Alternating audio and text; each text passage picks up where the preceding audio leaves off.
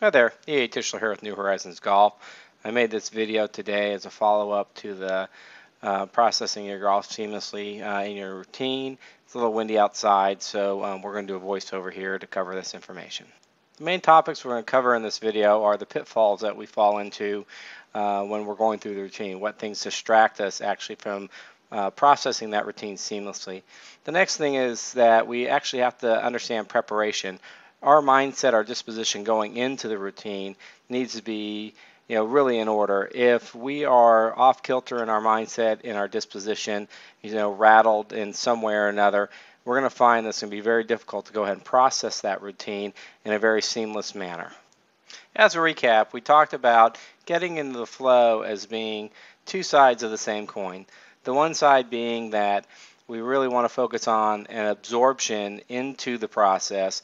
We create an image, we create an intention, and our goal is to really absorb ourselves through a process of awareness into that intention as deeply as we can. And while doing that, the conscious mind just sort of fades in the background, becomes a supporting actor in the process, and it just stays out of the way so that the inner golfer, the subconscious mind, can actually tell the body what we want it to do.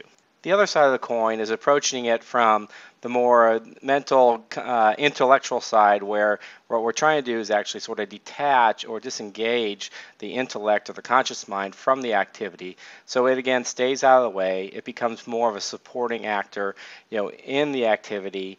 And then the inner golfer, once again, can go ahead and do its job, which is telling the body what to do so we can perform the actions.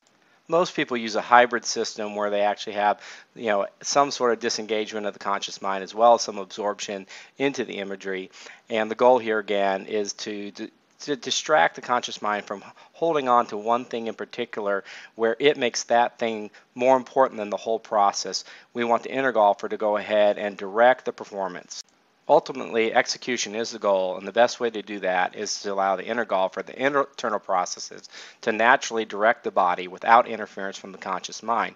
So we are trying to sort of distract the conscious mind so it can stay out of the way of performance.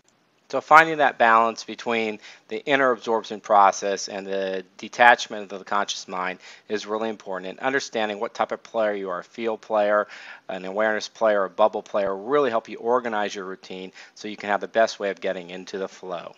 The next thing we want to look at are the things that happen that get in the way of performing a seamlessly executed routine.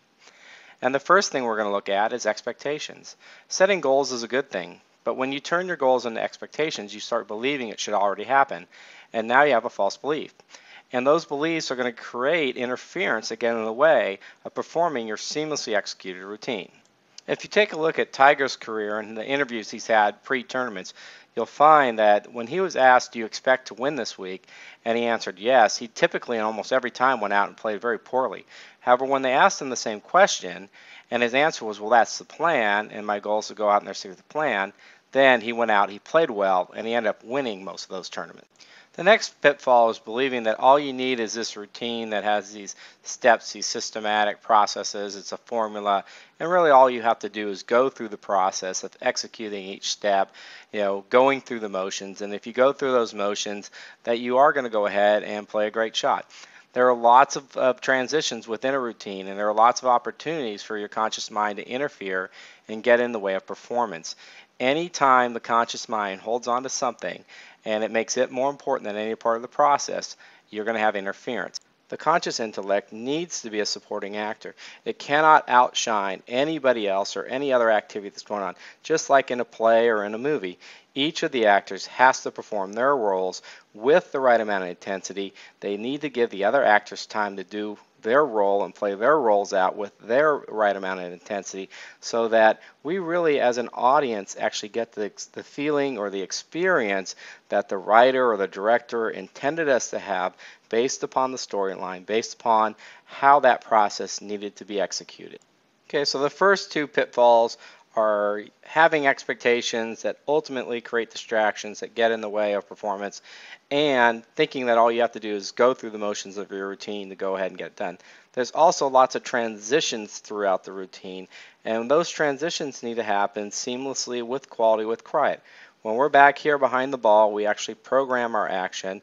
We make a choice, we program that action, then we have to cross this, what I call the bridge. We have to move from the programming zone up to the go zone.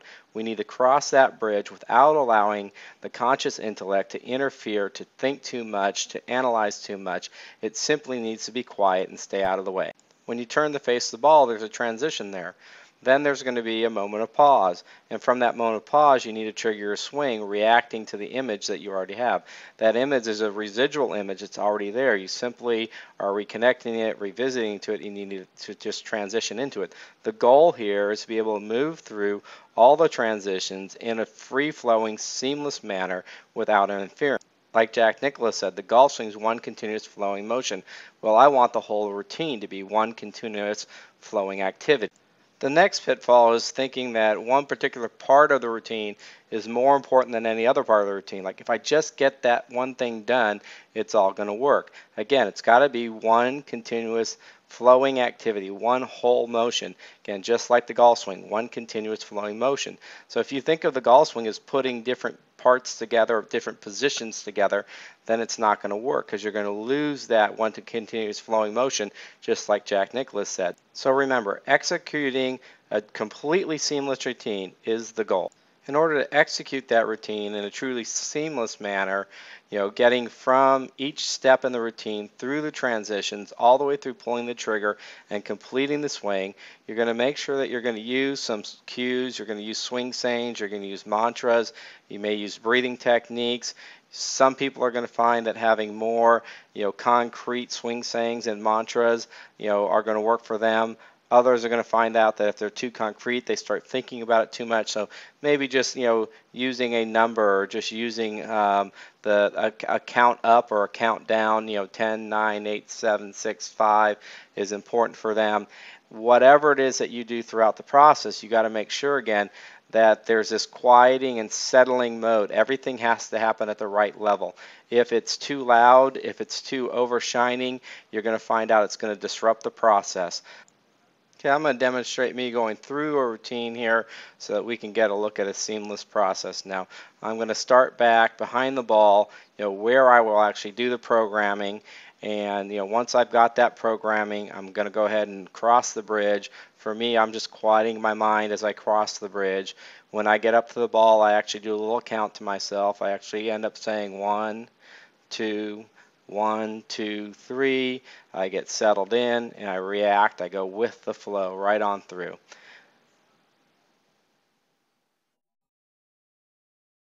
Now that one came off perfectly. That was my first swing of the day. As you can see, there's the very first divot I had on the ground there. That shot actually, came off just the way I imagined it.